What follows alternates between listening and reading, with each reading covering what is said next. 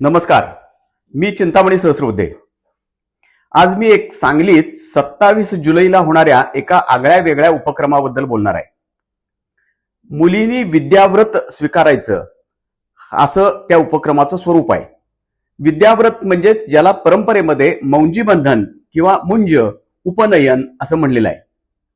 आणि तो कार्यक्रम जो आहे, जो उपक्रम आहे, तो सांगलीतले प्रसिद्ध करसल्लागार किशोर लुल्ला यांनी टीबी लुल्ला फाउंडेशन तर्फे आयोजित केलेला आहे. आपल्याला माहित असेल की टीबी लुल्ला फाउंडेशन हे वेगवेगळ्या सामाजिक कामामध्ये नेहमीच पुढाकार घेत असतं. सांस्कृतिक कार्यक्रमातही पुढाकार घेतं, शैक्षणिक कार्यक्रमातही पुढाकार घेतं. आता त्यांनी हा एक वेगळा उपक्रम घेतलाय.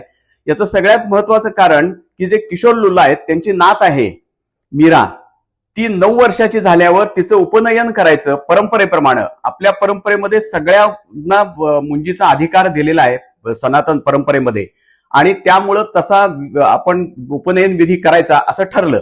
मग आता मीराचा तर करायचाच आहे. मीराची आई गुंजन आणि तिचे वडील अमित यांचाही आग्रह होता असाच की जर मीराचं आपण उपनयन करतो आहोत तर मग तिच्याबरोबरच आणखी काही मुलींचं का करू नये हा उपनयन विधी.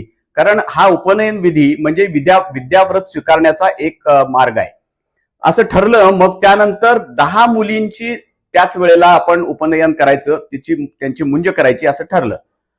याकरता मग शास्त्रात काय नेमकं म्हणलेलं आहे, मुलींच्या उपनयनासाठी शास्त्रामध्ये परवानगी आहे का, याच्याकरता संजय कोटणीस महाराज यांच्यावर चर्चा झाली.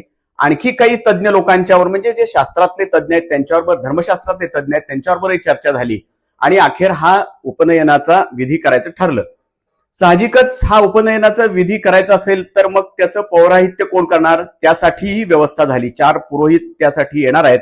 आणि सर्वात महत्वाचं म्हणजे पुण्यातली जी ज्ञानप्रबोधिनी आहे, जिनं भारतीय सनातन जे सगळ्या परंपरेत धर्मसंस्कार आहेत ह्या सगळ्यांना एक वेगळं स्वरूप दिलेलं आहे, आधुनिक स्वरूप दिलंय. 21व्या शतकात साजेल असं स्वरूप त्यांनी दिलेलं आहे. त्यांनी मुलींच्या मुंजीला तर त्यांनी पूर्णपणे पाठिंबा पहिल्यापासूनच दिलेला आहे की अगदी प्राचीन काळामध्ये मैत्री आणि गार्गई यांची नावं आपण ऐकलेली आहेत. याशिवाय ऋषिका म्हणून वेदांमध्ये सुद्धा दाखवलेल्या आहेत की ज्या अतिशय विद्वान होत्या आणि त्या स्वतः विद्याध्ययन करायच्या, वेद पठण करायच्या, काही ऋचा सुद्धा त्यांनी रचलेल्या आहेत असं आपल्याला ऋग्वेदामध्ये असेल किंवा यजुर्वेदामध्ये असेल असं दिसतं. तर त्यामुळं ती सुद्धा परंपरा ज्ञानप्रबोधिनी सांगते. आणि ज्ञानप्रबोधिनीचे जे काही प्रतिनिधी आहेत हे उपनयनाचा हा संस्कार करायसाठी येतात.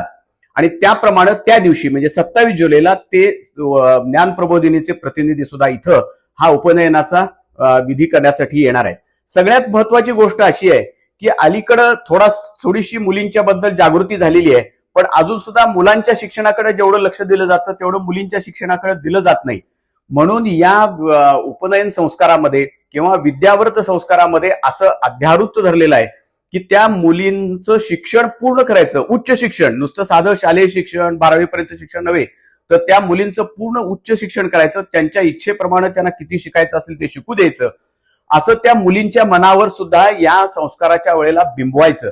आणि त्याच वेळेला तिचे आई वडील असतील, अन्य काही नातेवाईक असतील, त्यांनी सुद्धा तशी प्रतिज्ञा करायची की आम्ही मुलीला शिकवू, तिला शहाणं करू, तिला स्वतःच्या पायावर उभं करू, तिला जे काही शिकायचं असेल त्या पद्धतीचं उच्च शिक्षण आम्ही देऊ, असं तिच्या आई वडिलांनी सुद्धा प्रतिज्ञा ह्या विधीच्या वेळेला करायची.